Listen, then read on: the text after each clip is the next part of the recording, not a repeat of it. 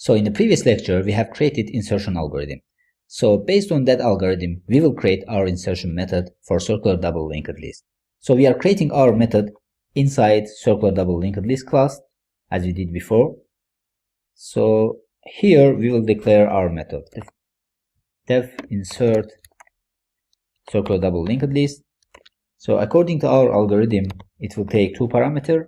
So we know that self comes as a default parameter and value and location will be our parameters. So the first step in our algorithm is to check head. If self.head is none, it means that circular double linked list does not exist. So we will return message saying that return the circular double linked list does not exist. Otherwise, we are continuing to our algorithm. So according to our algorithm, we need to create a new node and assign value to it. So I will create new node based on our node class, and the value that comes here will be the value from this parameter over here. So I'll put value parameter here. So we have created our new node and assigned value to it. Now the next step in our algorithm is to check location parameter. As we said before, if location parameter equals 0, it means that we want to insert an element at the beginning of circular double linked list. So in this case, the first step is we need to create a link between new node and the first node. So we will set new node.next reference to first node in our list. So we know that head stores first node's physical location. So by setting new node next reference to self head, we are creating a link between new node and first node. Then we know that first node's previous reference has to point to last node. So we will create a link between this node with the last node. So I will set previous reference to self.tail because we know that tail stores the last node's physical location. So by setting it to tail, we are creating a reverse link between new node and last node. Then we need to create reverse link between first node and new node. So to do so, we need to update the previous reference of first node to new node. We know that head stores the physical location of first node. So by accessing previous reference over here, we are accessing the previous reference of first node, and by setting it to new node, we are creating reverse link between them. Then we know that head has to point to first node, so we will set head to this new node. Self.head equals new node. And finally, last node has to point to the first node as well. So by accessing tail.next, we can set last node's next reference to new node. So with this, insertion of a new node at the beginning of circular double linked list is complete. So we completed these steps over here according to our algorithm in previous lecture. So if you haven't watched the previous lecture, I advise you to go back and watch this video because it makes our life easier to develop insertion method over here. Then we are continuing to the next case. In the next case, we are checking location parameter again. If location parameter equals 1, it means that we want to insert an element at the end of circular double linked list. In this case, we will create a link between new node and last node, and this new node with the first node and tail. So the first thing that we are going to do over here, we will need to set next reference of this node to the first node, because we know that last node in the circular double linked list points to the first node. So by setting to head, we are creating a link between new node and the first node. Then we need to create reverse link between this node and the last node. So we need to set previous reference of this node to tail, because we know that tail stores the last node's physical location. Then we need to create a reverse link between first node and this node over here, because we know that first node points to the last node in circular double linked list. So by setting head previous to this node, new node over here, we are creating a reverse link between first node and new node over here. Then we need to create a link between last node and this node over here. So we will set tail self-tail.next to this new node, and it creates a link between last node and this node. And then finally, we know that tail has to point last element in circular double linked list. So we need to set tail to new node over here. So with these steps, we are able to insert a node at the end of circular double linked list. Then we are continuing to the last case, in which we want to insert an element at specified location in circular double linked list. So in this case, we need to loop through circular double linked list. To do so, we need to create temp node over here, which starts from the self head value, which is first node in our circular double linked list.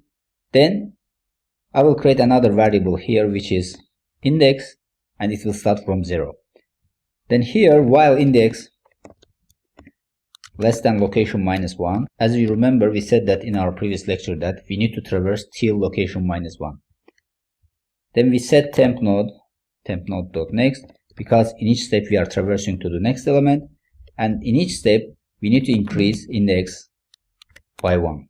So when we reach the node which is located in the location minus 1 place, so we need to create a link between new node and these nodes over here. So the first step over here, I will create a link between new node with the next node. So I will set new node's next reference to the temp node's next. We know that temp node is the current node, so the next reference will be the next node in our circular double linked list. So then we need to create a reverse link between current node and new node. So to create a reverse link between current node and new node, we need to set previous reference of new node to current node. So we know that temp node is the current node, so I'll set it like this. Then the next step is we need to create reverse link between the next node and new node. So we know that now in new node's next reference we have current node.